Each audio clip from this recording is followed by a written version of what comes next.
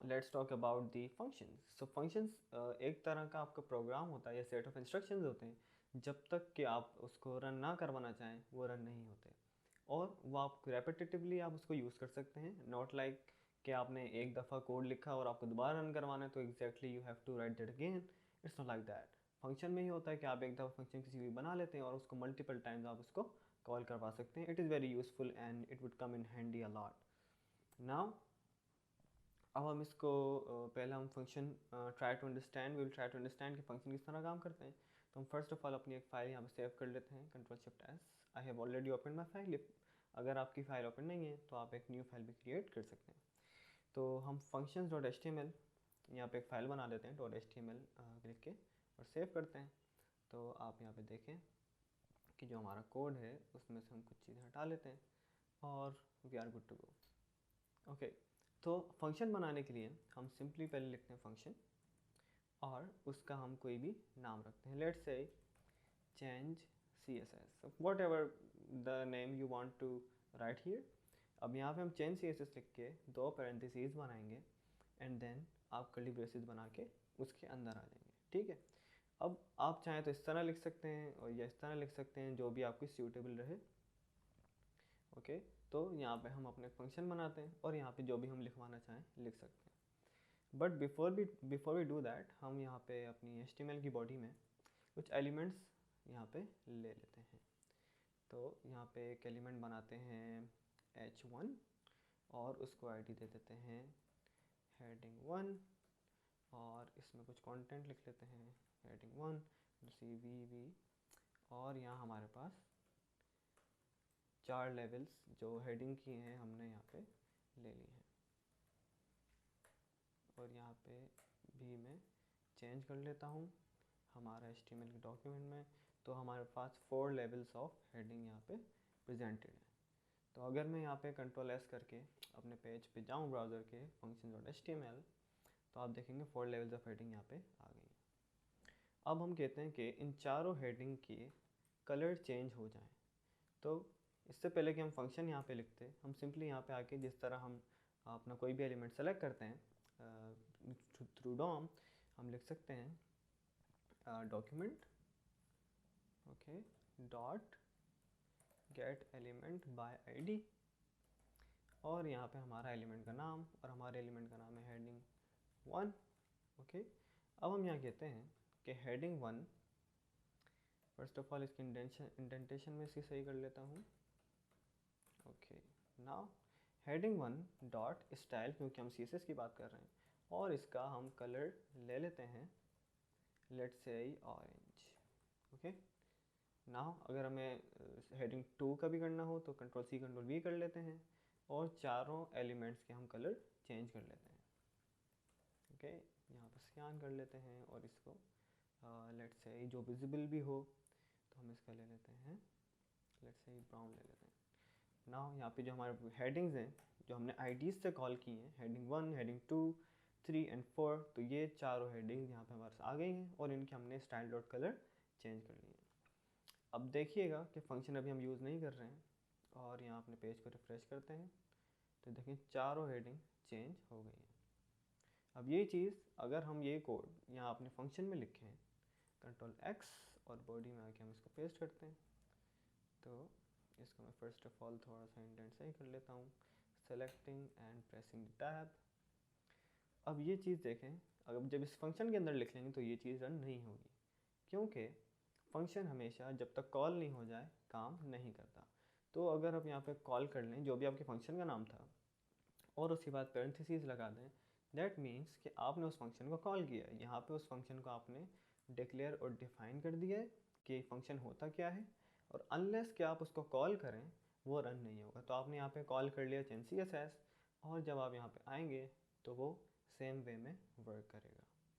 तो ये फंक्शन की एक एग्जांपल है कि हम किस तरह उसको अपने यूज़ में ले सकते हैं। और अगर आप मल्टीपल टाइम इसको यूज़ करना चाहें, अब यहाँ पे मल्टीपल टाइम यूज़ करने का ऐसा बेनिफिट नहीं है कि अगर आप दोबारा बार बार इसको कॉल करवाएं तो कुछ और हो, यहाँ पे ऐसा नहीं है। बट अगर हम कोई एक एग्जांपल ले लेते हैं, लेट्स से हमारे पास एक वेरिएबल है a और उसकी वैल्यू है 10। ओके, और हमने एक फंक्शन बनाया हुआ है कि इंक्रीमेंट ए, तो ये फंक्शन हमेशा इंक्रीमेंट करेगा हमारे ए वेरिएबल को। तो इस ए वेरिएबल को मैं यहाँ आता हूँ और इसको प्लस करवा देता हूँ। तो अभी आप देखें कि ए की वैल्यू 10 थी। जब भी ये फंक्शन कॉल होगा, मैं कॉल करने के लिए यहाँ पे वापस फंक्शन का नाम लिखता हूँ, तो ये चीज़ रन हो गई है और इसके अंदर जो भी कोड लिखा हुआ होगा जो कि यहाँ पर है वो रन हो जाएगा। तो इस केस में हमारे पास 11 हो जाएगा ए, और उसको हम कंसोल पे प्रिंट करवा देते हैं, console.log, और यहाँ पे हम ए प्रिंट करवाते हैं। तो बजाय 10 के इट विल नाउ प्रिंट 11। तो हम पेज को रिफ्रेश करते हैं, अपने कंट्रोल शिफ्ट आई से अपने इंस्पेक्ट में जाते हैं और कंसोल में देखें 11 लिखा हुआ है। नाउ अगर मैं इस फंक्शन को रेपिटेटिवली कॉल करता रहूँ अगेन एंड अगेन, तो जितनी टाइम मैंने इसको कॉल किया है वो चीज़ यहाँ पे जो है रन हो जाएगी और वो इंक्रीमेंटेशन लगते रहेंगे। तो फ्रॉम 10 यहाँ पे 11, 12, 13, 14, 15, 16। नाउ अगर मैं यहाँ पे आता हूँ, पेज को रिफ्रेश करता हूँ, तो ये देखें 16 तक उसने इंक्रीमेंट लगा दिया है। तो ये एग्जांपल थी कि हम किस तरह फंक्शन को बनाते हैं, उसको किस तरह कॉल करते हैं और रेपिटेटिवली वो किस तरह हमारे यूज़ में आ सकता है। इसकी एक अच्छी एग्जांपल ये भी है कि अगर आप अपने कोड को कमेंट करना चाहते हैं तो आप कमेंट कर दें, वो भी डिजेबल हो जाता है। और यहाँ पे आपका फंक्शन में कोड भी लिखा रहता है, एक तरह से डिजेबल ही रहता है अनलेस कि आप उसको कॉल करें। तो अगर आप फंक्शन में चीज़ें रखेंगे तो सेम वे में वर्क करेंगी as a comment unless you call them. तो whenever you are going to call them they are going to work the same way, and इस तरह जो आपका कोड स्ट्रक्चर होता है वो भी अच्छा हो जाता है, बजाय इसके कि from one instruction to another आपकी कोई चीज़ जारी हो।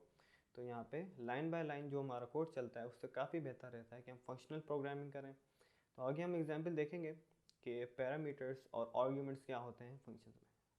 Let's talk about arguments and parameters. First of all जो हमारे पास कोड लिखा हुआ है इसमें मैं कुछ यहाँ से हटा लेता हूँ ताकि थोड़ा कोड साफ लगे, और यहाँ पे एक हेडिंग यहाँ पे लगे हम रहने देते हैं। नाउ हम एक फंक्शन बनाते हैं जिसमें आर्ग्यूमेंट्स और पैरामीटर्स हमारे क्लियर हों। बेसिकली आर्ग्यूमेंट्स और parameters are the same thing, they are pass to the function, और जो भी फंक्शन में आप पास कर देते हैं वो चीज़ उसके अकॉर्डिंगली वर्क करती है उसकी बॉडी में। तो सिंपल वर्ड्स में हम इसको समझने की कोशिश करेंगे। लेट्स से आप एक ऐड का फंक्शन बना रहे हैं, तो हम एक ऐड का फंक्शन बनाते हैं। फर्स्ट ऑफ ऑल हम लिखेंगे फंक्शन और यहाँ पर उसका नाम रखेंगे ऐड, और हम उसको कहेंगे कि आप दो वैल्यूज़ को ऐड करेंगे, बट दिस टाइम वो वैल्यूज़ कुछ भी हो सकती हैं। पहले तो हम यहाँ से ए एक वेरिएबल बना रहे थे, ओके, और देन उसको एक वैल्यू असाइन कर रहे थे एंड देन उसी को अंदर यूज़ कर रहे थे। तो ये डिपेंडेबिलिटी थी इस वेरिएबल की। Now we are going to write to another variables without writing variable. तो यहाँ पे वार कीवर्ड लगाना ज़रूरी नहीं, और हम यहाँ पे लिखते हैं A as a parameter and then B. तो ये दो पैरामीटर्स फंक्शन में आ गए हैं कॉमा से सेपरेटेड।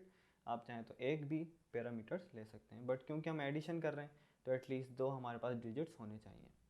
तो हम यहाँ पे लिख देते हैं कि console.log कि आप एडिशन प्रिंट करें जो भी हमारे पास ए आ रहा है यहाँ से प्लस बी।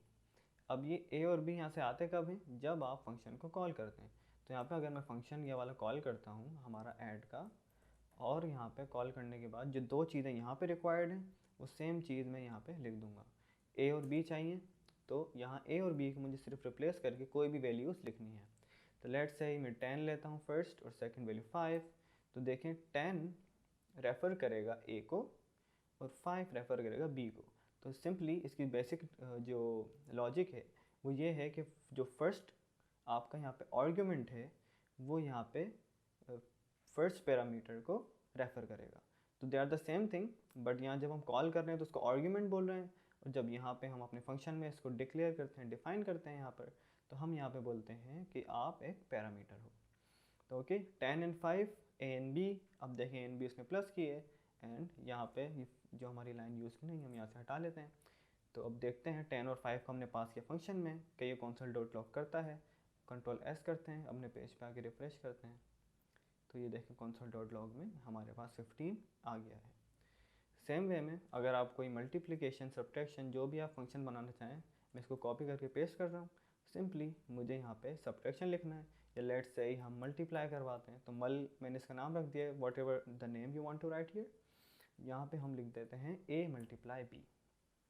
तो जब इसको हम यहाँ पे आगे देखेंगे, फर्स्ट ऑफ ऑल हमने इसको कॉल नहीं किया है, तो हमने एडिशन को कॉल किया था। Now let's call the multiple function. तो MUL जो हमने यहाँ पे रखा है नाम, दोनों को वही रेफ़र किया जाएगा, जो भी यहाँ से आर्ग्यूमेंट्स आएंगे यहाँ पे पैरामीटर्स होंगे, ठीक है। कंट्रोल S, यहाँ पे अपने पेज पे आके रिफ्रेश करते हैं, देखें 10 5 ज़ा 50। तो ये हमारे पास हो गए आर्ग्यूमेंट्स एंड पैरामीटर्स। ओके, तो लास्ट लेसन में हमने देखा कि आर्ग्यूमेंट्स और पैरामीटर्स किस तरह यूज़ होते हैं फंक्शंस के साथ। Now we will talk about कि कौन कौन से फंक्शंस होते हैं हमारे पास जावास्क्रिप्ट में, जिनके यानी वेरियस वेज जो होते हैं हमारे पास। यानी फंक्शन जो होते हैं, कुछ रिटर्निंग फंक्शंस होते हैं और कुछ नॉन रिटर्निंग फंक्शंस होते हैं। विच मीन्स जो भी आप आर्ग्यूमेंट्स या फिर जब आर्ग्यूमेंट्स आप पास करते हैं, तो इन रिटर्न फंक्शन आपको कुछ या तो रिटर्न करता है और या फिर वो रिटर्न नहीं करता।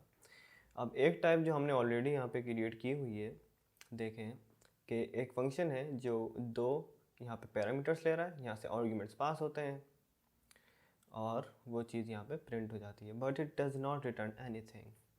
तो in order to make it returnable, हम सिंपली ये करेंगे कि जो यहाँ पे स्टेटमेंट प्रिंट करती हैं उसको हम हटाते हैं और इसको कहते हैं कि जो भी आपको चाहिए हम रिटर्न कर लेते हैं। तो हम यहाँ पे रिटर्न कीवर्ड यूज़ करेंगे और जो भी हमें रिटर्न करवाना, क्योंकि इस केस में फंक्शन के साथ ऐड के हमें A+B रिटर्न करवाना है, सिंपली हम ये लिख सकते हैं। और या फिर आप इसको राउंड ब्रैकेट में भी लिख सकते हैं, which is more precise and more understandable.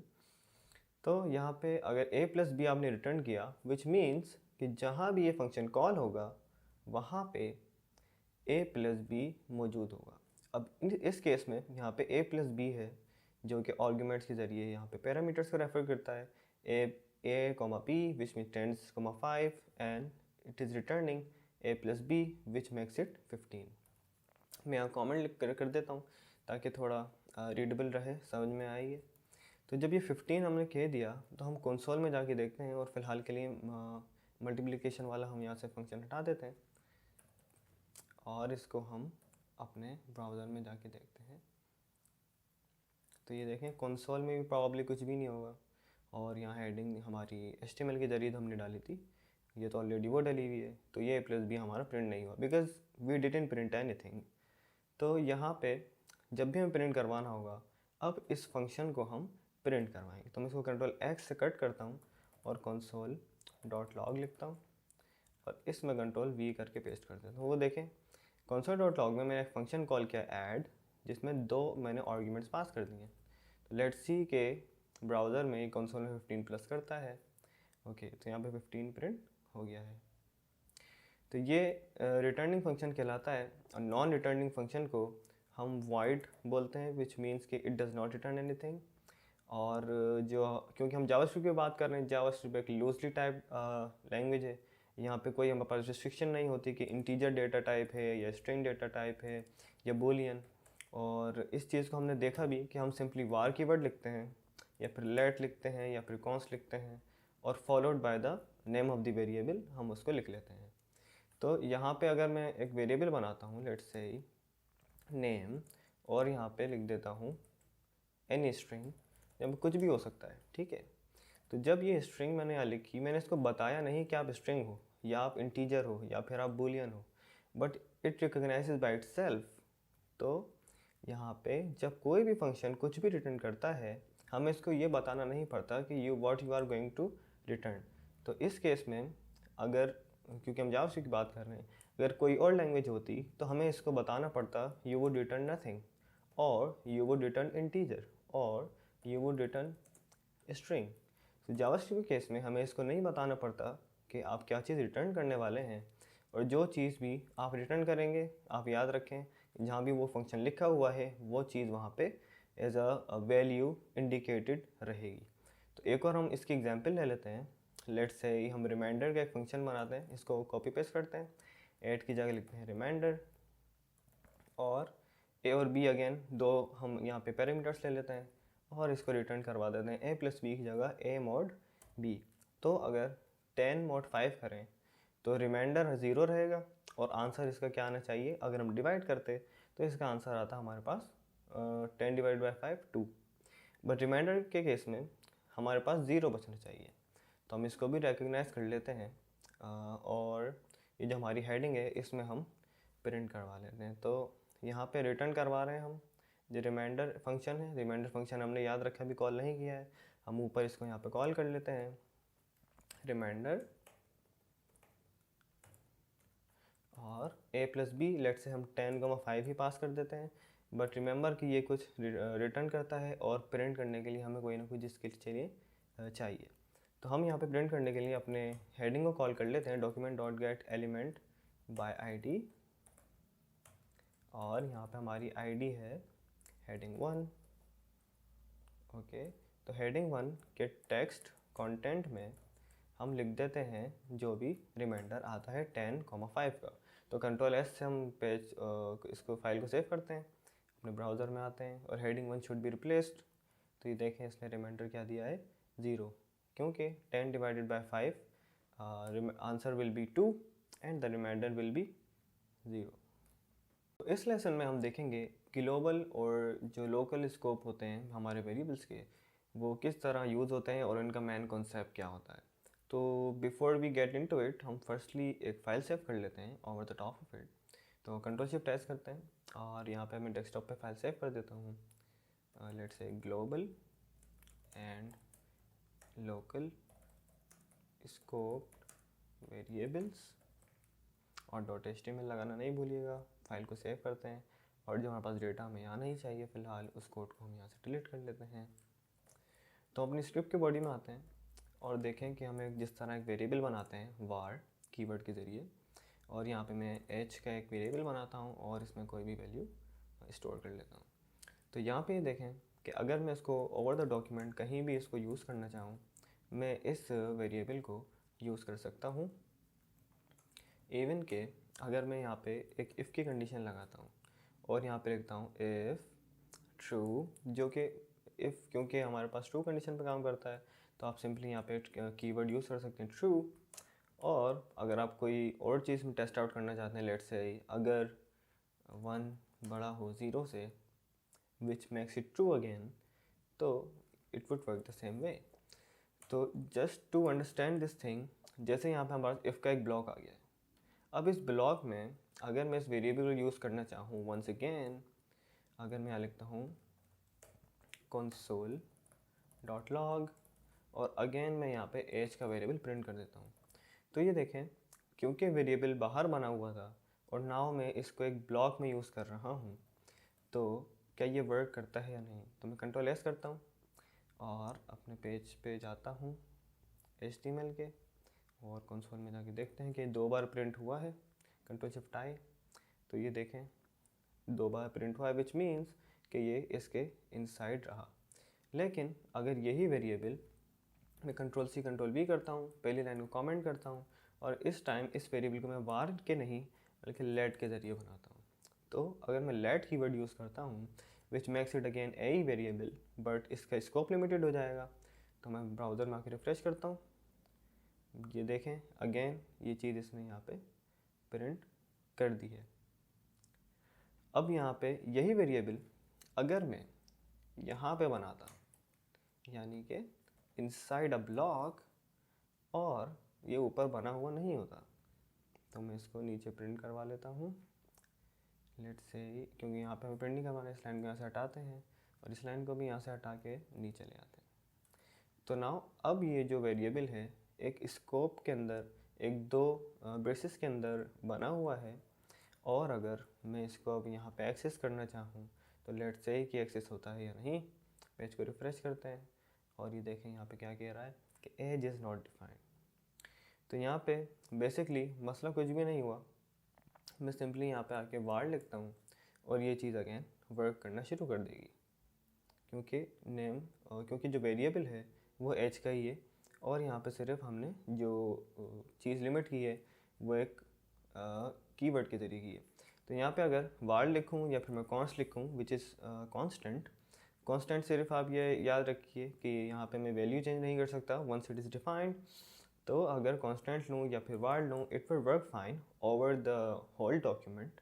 लेकिन अगर मैं यहाँ पे लेट यूज़ करूँगा तो उसका स्कोप सिर्फ एक ब्लॉक में ही रहेगा। तो जो ब्लॉक हैं दूसरे ब्लॉक्स भी हो सकते हैं जो कि हम आगे ही पढ़ेंगे, जैसे अभी हमने फंक्शंस यूज़ किया था, अगर ये चीज़ हम फंक्शन में यूज़ करेंगे, आगे हम लूप्स में अगर यही चीज़ इम्प्लीमेंट करते हैं वार या लेट, अगर हम उन चीज़ों का ध्यान नहीं रखेंगे तो वो जो स्कोप है वो लिमिट में आ जाएगा और then it can cause problems. तो अगर मैं यहाँ पे फंक्शन बना लेता हूँ और अगेन इसका नाम ले देता हूँ रैंडम, और रैंडम में मैं एक वेरिएबल लेता हूँ, लेट्स से लेट से मैं कह देता हूँ let a is equal to 10 and return करें 10। तो ये देखिए कि मैं यहाँ से कोड हटाता हूँ फ़िलहाल यहाँ से, और यहाँ पे कंसोल डॉट लॉग करवाते हैं ये जो भी चीज़ रिटर्न करे। इस लाइन को हम यहाँ से हटा लेते हैं। तो रैंडम का जब भी फंक्शन कॉल होगा एक चीज़ हमें रिटर्न होगी जो कि है वैल्यू 10। तो कंट्रोल ऐसे सेव करते हैं, 10 हमारे पास आना चाहिए कंसोल डॉट लॉग में, तो ये देखें 10 रिटर्न हो रहा है। बट अगर मैं इसको यूज़ करता आउटसाइड द स्कोप, अगर मैं यहाँ पे कंसोल डॉट लॉग करवाना चाहूँ तो ये देखिए यहाँ पे अगर ए में लिखूँ, अगेन इसको मुझे कमेंट करना पड़ेगा। अब ये जो फंक्शन के अंदर चीज़ डिफ़ाइन हुआ है, एक वेरिएबल डिफ़ाइन हुआ है, क्योंकि ये एक स्कोप में है, जैसे इफ़ के ब्लॉक में था या फिर फंक्शन के ब्लॉक में है। आने वाले लेसन में हम देखेंगे कि लूप्स के ब्लॉक में जब कोई वेरिएबल डिफ़ाइन होता है तो आउटसाइड द वेरिएबल अगर उसको एक्सेस कर रहे हैं और लेट के साथ डिफ़ाइन हुआ है तो ये लोकल स्कोप रहेगा, विद इन द ब्लॉक रहेगा, और कभी भी ये चीज़ आगे नहीं रन हो सकेगी। जस्ट लाइक दैट, अगर ये चीज़ हम ऊपर डिफ़ाइन कर लेते तो it should have just work fine, क्योंकि उसका स्कोप अब अगेन और डॉक्यूमेंट पे चला गया, ऊपर चला गया है, और अब इसको मैं यहाँ पे डिफ़ाइन नहीं कर रहा हूँ तो ये चीज़ यहाँ पे एक्सेसिबल रहेगी। तो ये देखिए हमेशा 10 रिटर्न आ गया है। आप देखिए हमेशा ख्याल रखिए कि जब भी आप कोई भी वेरिएबल बनाएं उसका ग्लोबल या लोकल स्कोप जो भी है उसको माइंड में हमेशा रख के बनाएं, ताकि आपको कोई प्रॉब्लम ना हो बिटवीन मैनिपुलेटिंग द वेरिएबल्स। तो लास्ट वीडियो हमने देखा कि ग्लोबल और लोकल स्कोप क्या होते हैं और किस तरह वो फंक्शंस में लिमिट हो जाते हैं या फिर किसी भी ब्लॉक में वो चीज़ लिमिट हो जाती है। Now we will talk about कि हमारे पास एनोनिमस फंक्शंस क्या होते हैं, जो कि हम followed by the functions topic हम इसको कवर कर रहे हैं। तो एनोनिमस फंक्शंस वो होते हैं जिनका कोई नाम नहीं होता। तो in order to understand that हमें फर्स्ट ऑफ ऑल एक फ़ाइल सेव कर लेते हैं, कंट्रोल शिफ्ट एस, और इसका मैं नाम दे देता हूँ एनोनिमस फंक्शंस .html। फाइल को सेव करें और यहाँ पे हम एक फ़ंक्शन बना लेते हैं। लेट्स से मैंने एक फ़ंक्शन बनाया, वंस अगेन रैंडम हम नाम ले लेते हैं इसका, और रैंडम फंक्शन लेट्स से कुछ प्रिंट करता है console.log, और ये कुछ हमारे पास टेक्स्ट प्रिंट करता है। तो कंट्रोल ऐसे सेव करते हैं, पेज में आगे देखते हैं क्या ये चीज़ चल रही है। रिमेंबर कि हमने इसको अभी कॉल नहीं किया है फंक्शन को, तो हम पहले फंक्शन को कॉल कर लेते हैं क्योंकि ये चीज़ अभी सिर्फ डिफ़ाइन हुई है। तो रैंडम हमने कॉल किया और इसको अब रन करके हम देखते हैं, कंट्रोल एस, पेज को रिफ़्रेश किया, कंट्रोल शिफ्ट आई ताकि इंस्पेक्शन खुले, और कंसोल में देखें लॉरम एप्सम एक टेक्स्ट आ गया है। बट यहाँ पे हमने देखें एक रैंडम नाम इसका डिफ़ाइन किया है विच मेक्स इट कॉलेबल, और हम इसको कॉल करते हैं और वो चीज़ आ जाती है। नाउ अब एक हम फंक्शन की बात करते हैं, इस फंक्शन को भी हम कॉल नहीं करते। ओके, तो हम एक फ़ंक्शन, हमारे पास एक बिल्ट इन फंक्शन होता है जावास्क्रिप्ट में सेट टाइम आउट का। सेट टाइम आउट बेसिकली एक फ़ंक्शन है जो कि कोई भी फंक्शन को लेता है और एक टाइम के बाद उसे एग्जीक्यूट करता है। तो लेट्स से अगर हम रैंडम को ही एग्जीक्यूट करवाना चाहते हैं तो मैं यहाँ लिखूँगा रैंडम और कॉमा से सेपरेट करके एक टाइम लिख दूँगा। टाइम हमेशा आप मिली सेकेंड्स में देंगे, तो अगर मैं यहाँ पे 1000 लिखता हूँ विच मीन्स कि ये 1 सेकंड बाद ये चीज़ हमारे पास ब्राउज़र में प्रिंट हो जाएगी। तो रैंडम का फंक्शन कॉल किया, 1000 मिली सेकेंड्स दिए, और ब्राउज़र में आके रिफ़्रेश करता हूँ, देखिएगा 1 सेकंड तक तो यहाँ पे कुछ भी नहीं होगा, आफ्टर 1 सेकंड यहाँ पे कुछ लिखा हुआ आएगा। तो ये देखिए आफ्टर 1 सेकंड लॉरम एप्सम यहाँ पे प्रिंट हो गया है। इसी तरह अगर मेरे पास कोई फंक्शन कॉल करने के लिए नहीं होता तो मैं यहाँ एक फ़ंक्शन बनाता, और यहाँ पे जिस तरह हम एक फ़ंक्शन बनाते हैं नाम देके without giving it a name, मैं यहाँ पे आगे वर्क कर सकता हूँ। तो यहाँ पे अगर मैं लिख दूँ console.log, लेट्स से पहले कुछ और हम प्रिंट करवा रहे थे, अगर हम कुछ और अब दोबारा प्रिंट करवा लें 1 2 3 4 5, कंट्रोल एस, तो ये देखिए एक फंक्शन यहाँ बनाया मैंने, जो कि पहले हम सिर्फ एक नाम लिख रहे थे रैंडम, और यहाँ पे पेरेंथेसिस भी नहीं लगा रहे थे रैंडम के साथ। तो अगर हम यहाँ फंक्शन ऑलरेडी अपना डिफाइन करें तो क्या ये चीज़ वर्क करती है या नहीं। तो 1 सेकेंड बाद अगेन इसको 1 2 3 4 5 प्रिंट करना चाहिए। पेज को रिफ्रेश किया, आफ्टर 1 सेकेंड 1 2 3 4 5 प्रिंट हो गया है। तो ये चीज़ देखिए कि यहाँ पे हमने फंक्शन का नाम डिफाइन नहीं किया है, बट स्टिल वो फंक्शन यूजेबल है विद दिस फंक्शन। ना एक और हमारे पास फंक्शन होता है जावास्क्रिप्ट में। अगर मैं इसको कंट्रोल C करूँ और कंट्रोल V करूँ, just to give you an example के हमारे पास different types of anonymous function होते हैं। तो अगर मैं यहाँ पे लिखूँ सेट इंटरवल और बाकी सारी चीज़ें सेम है, एक फंक्शन बना हुआ है और आफ्टर 1 सेकेंड वो चीज़ रन हो जाएगी। तो सेम सेट टाइम आउट को मैं ऐसे कमेंट कर लेता हूँ। अगर आप विजुअल स्टूडियो कोड यूज़ कर रहे हैं तो आप कंट्रोल को प्रेस करके सिंपली क्वेश्चन मार्क जो आइकन है स्लैश वाला, अगर आप उस पर प्रेस करते हैं तो ये चीज़ कमेंट हो जाएगी। एंड वंस अगेन अगर आप इसको अनकमेंट करना चाहें तो आप इसको अगेन प्रेस करके अनकमेंट कर सकते हैं। तो कमेंट करने से ये चीज़ अब यूजेबल नहीं है और 1 सेकेंड बाद कुछ भी प्रिंट नहीं होगा, but this function would print again, but over the time it would just go on. तो अगर यहाँ पे 1 सेकेंड हो जाता है, ये फंक्शन रन होगा, वंस अगेन रन होगा, वंस अगेन रन होगा। तो ये एक एग्जांपल हम देखते हैं अपने पेज को रिफ्रेश करके। तो ये देखिए आफ्टर 1 सेकेंड 2 3 4 जिस तरह सेकेंड्स पास हो रहे हैं ये बार बार उस चीज़ को प्रिंट कर रहा है। तो ये सेट टाइम आउट है, ये सेट टाइम इंटरवल है, बट इस आई होपफुली कैन से दैट कि आपको कॉन्सेप्ट क्लियर हुआ होगा कि किस तरह एनोनिमस फंक्शंस भी हमारे पास जावास्क्रिप्ट में यूज़ होते हैं without giving names. Recursive functions देखेंगे कि रिकर्सिव फंक्शंस क्या होते हैं और रिकर्जन का कॉन्सेप्ट क्या है।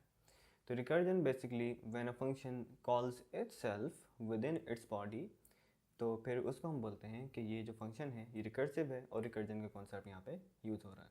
इन ऑर्डर टू अंडरस्टैंड हम इस फाइल को सेव कर लेते हैं कंट्रोल शिफ्ट S और recursion.html के नाम से हम अपनी फाइल सेव कर लेते हैं। यहाँ से हम अपना पुराना कोड हटा लेते हैं और यहाँ पे एक फंक्शन बनाते हैं जो कि अपने आप को कॉल कर सके। तो जो हम फंक्शन यहाँ पे बनाने वाले हैं उससे पहले हम समझ लेते हैं कि फंक्शन करता क्या है। तो अगर आपको फैक्टोरियल का पता हो मैथमेटिक्स में, फैक्टोरियल ये होता है कि कोई भी नंबर लेट्स से आप 5 लें, तो अगर आपसे बोला जाए फाइंड द फैक्टोरियल ऑफ 5, तो इसका मतलब है 5 मल्टीप्लाई करें 4 then 3 then 2 and then 1, which means जो भी आपको नंबर दिया जाएगा आपको वहाँ से लेके 1 तक जाना है और वो चीज़ वहाँ तक मल्टीप्लाई करनी है। तो अगर आपको 3 दिया जाए तो आपने 3 को लेते हुए 3 2 1 तक आपने मल्टीप्लाई करना है। तो 3 के केस में हमारे पास आना चाहिए आंसर 3 2 6 6 1 6। तो अगर आप 4 लेते हैं तो 4 3 12 and 12 2s are 24, 24 1s 21, 24 24 1s 24। तो यहाँ पे हम लिखने की कोशिश करते हैं। तो यहाँ पे हमने फैक्टोरियल के नाम से एक फंक्शन बनाते हैं और इसकी बॉडी में आ जाते हैं और अलॉन्ग विद इट हम एक पैरामीटर यहाँ पे ले लेते हैं लेट्स से n, और इस n को हम कहते हैं कि आप जो है माइनस होते जाओ। अब फैक्टोरियल में हमारे पास दो चीज़ होती हैं। फर्स्ट ऑफ ऑल हम एक बाउंड्री केस यूज़ करते हैं जिसके ज़रिए हम इसको स्टॉप करते हैं, क्योंकि एक पॉइंट पे हमें चीज़ को स्टॉप भी करना होता है। तो अगर मैं यहाँ पे बोलूँ तो इससे पहले कि मैं बाउंड्री केस बल्कि यूज़ करूँ, मैं बॉडी का जो एक्चुअल कोड है वो लिखते हैं ताकि हमें अंडरस्टैंडेबल रहे। तो मैं कहता हूँ कि आप रिटर्न करो, क्योंकि हम रिटर्न करेंगे what ever comes towards this. तो हम करेंगे रिटर्न, आप n को मल्टीप्लाई करें n-1 से, राइट। तो हमें बेसिकली हमेशा n-1 करते जाना है, बट सेम चीज़ हम यही फंक्शन जो हमने बनाया है उसको कॉल करके करेंगे। तो n would be multiplied by n-1 और ये तब तक फंक्शन कॉल होता रहेगा। यानी अगर मैं 4 देता हूँ तो 4 multiply 3, 3 multiply 2, 2 multiply 1 along with what ever comes with the multiplication. तो यहाँ पे हम ये भी चेक कर लेते हैं कि अगर हमारे पास जो हमारा n है वो बराबर हो गया है 1 के, क्योंकि माइनस होते होते एक कंडीशन आएगी हमारे पास यहाँ पे 1 हो जाएगा और वहाँ पे हमें इसकी एग्जीक्यूशन को फंक्शन की रोकना है। तो in order to stop that हम सिंपली 1 रिटर्न कर देंगे। जब हम 1 रिटर्न करेंगे तो आप देखें ये जो फंक्शन जो है रिटर्न हो जाएगा, रुक जाएगा। ऑल्सो जो मल्टीप्लिकेशन होगी इट वुड स्टे सेम और यहाँ पे हमारा रिक्वायर्ड रिजल्ट आ जाएगा। तो यहाँ पे हम लिखते हैं console.log और यहाँ पे अपने फंक्शन को कॉल कर लेते हैं फैक्टोरियल और इसको हम दे देते हैं लेट्स सी 4। तो वंस अगेन अगर हमारे पास 4 होता है यहाँ पे तो 4 would be multiplied by 3, 2 and 1 and it should be coming like 24। Okay, सो हम इसको देख लेते हैं अपने ब्राउज़र में क्या ये चीज़ काम करती है या नहीं। तो फर्स्ट ऑफ ऑल अपनी मैं फ़ाइल को ओपन करता हूँ recursion.html और यहाँ पे इंस्पेक्ट कर लेता हूँ। तो कंसोल में आप देखेंगे 24 इज़ रिटर्न।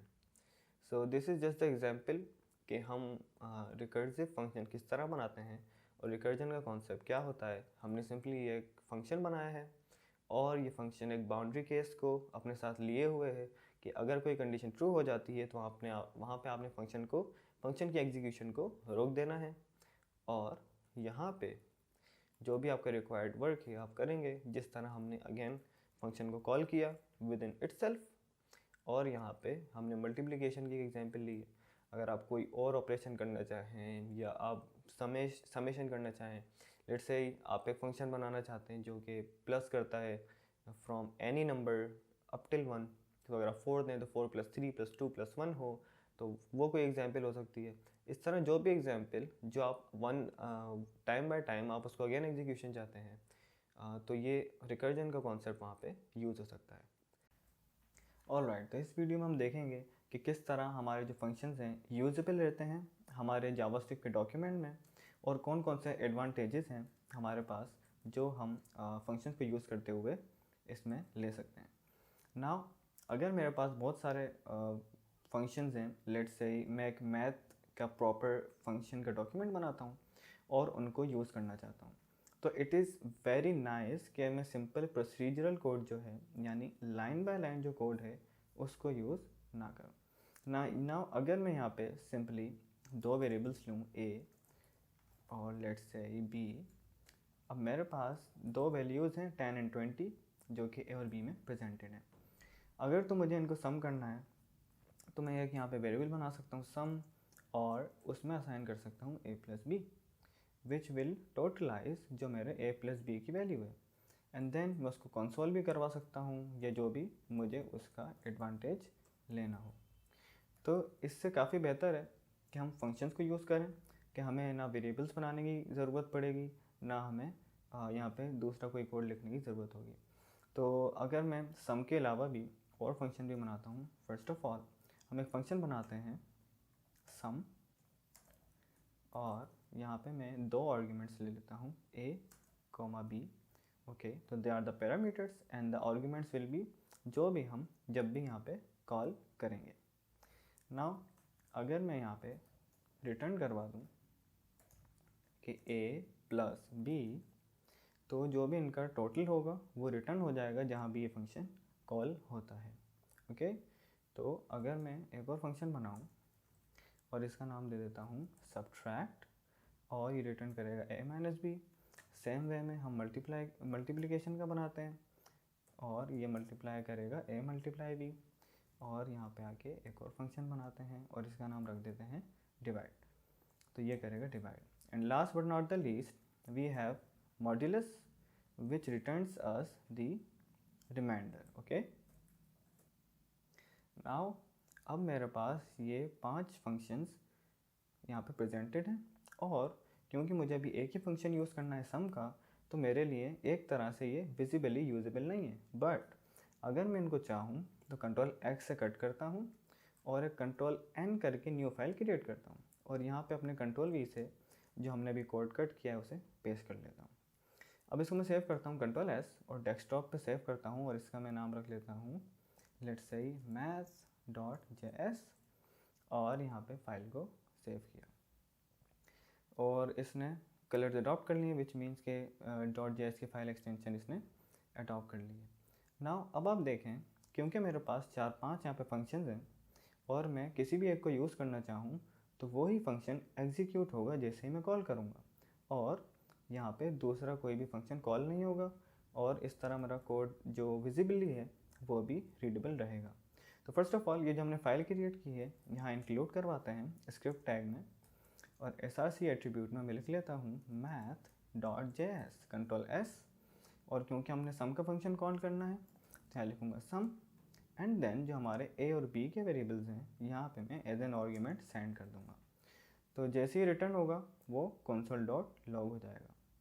इस फाइल को हम यहाँ से रिमूव करते हैं, इस लाइन को, कंट्रोल S, और मैं अपने ब्राउज़र में आता हूँ, पेज को रिफ्रेश, जैसे ही राइट क्लिक करके इंस्पेक्ट में जाऊँगा तो आप देखेंगे कंसोल में मेरे पास 30 प्रिंटेड है, which is a total of 10 + 20। Now अगर मैं इसको रिप्लेस करूँ लेट्स से मोड से या डिवाइड से, कंट्रोल S, और अब देखिए कि यहाँ पे वो फंक्शन कॉल हो जाएगा।